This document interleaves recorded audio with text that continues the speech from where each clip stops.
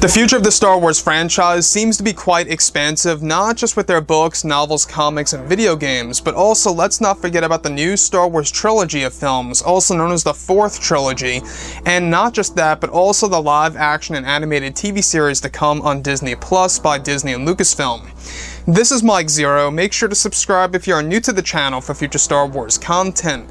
Now, that's the more positive thing by Disney Star Wars, is that they're being more ambitious, whether or not it's out of a phase of desperation or trying to be very genuine to the fans. I'm leaning more to the fact that this is definitely a phase of desperation in order to really regain the lost fans, in order to also make the series more successful, or at least as successful as the MCU. Now, the thing about Disney Star Wars is that Disney Plus is going to be the home, it's going to be the platform, if you will, for a library's worth of Star Wars material. It's going to be the home of Star Wars TV shows, whether it be animated or live-action form.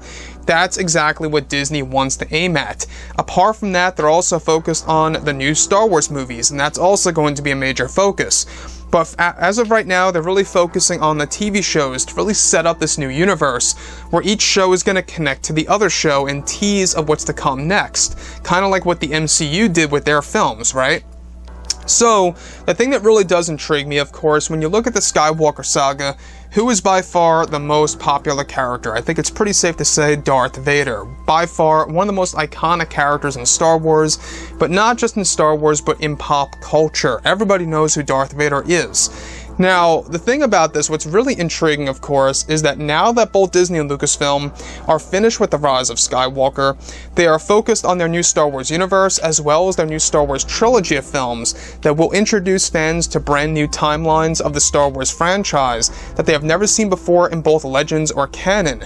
Now, currently they have over 10 years worth of Star Wars projects in the works for Disney Plus, and that one of those projects is considered to be a Darth Vader TV series that will essentially focus on the Jedi purge and the Jedi killings some years after the events of Order 66, and is geared to be a direct sequel to Revenge of the Sith. Now, this Jedi purge TV show is set to bring back actor Hayden Christensen as Darth Vader once more, unmasked in several scenes to show a more personal side of Vader, and that George Lucas is set to bring in a live-action version of Starkiller from the Force Unleashed video games.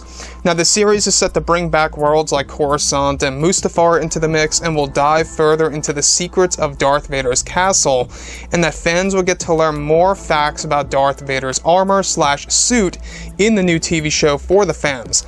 Now, George Lucas is set to actually have made the plan for both Jon Favreau and Dave Filoni to have creative control over the design of the live-action version of Starkiller, and that they want to create a new timeline in which Vader once had a secret apprentice that hunts down Jedi in this post-Order 66 era that will be explored.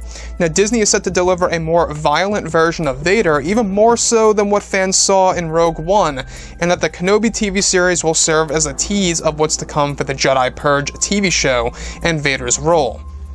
Now, not just that, but also they plan to introduce an aged version of Mace Windu in live-action form, setting up the story that he survived the fall in Episode 3 from Palpatine.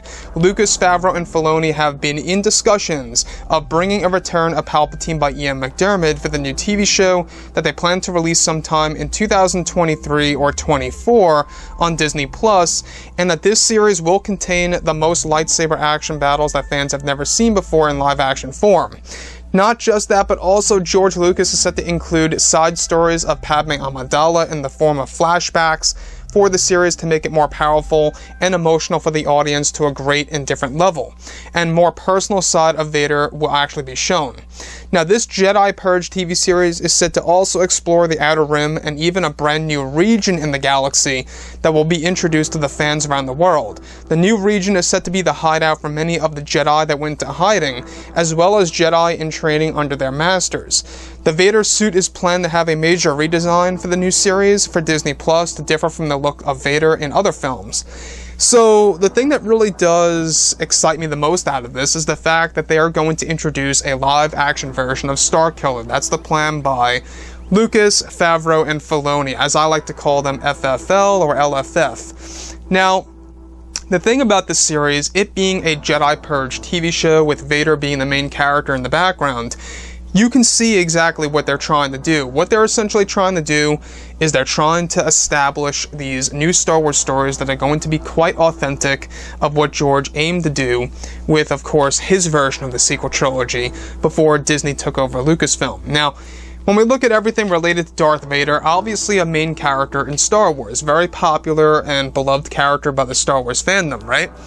You can see that Disney's getting a better sense of what the fans want and what they really enjoy, and I think that they're getting a better idea now of what they should have done for so long, is that they really should have explored more of these characters in greater depth, while on the side introducing new characters. That was the, I guess you could say, more practical way of doing things, in my opinion.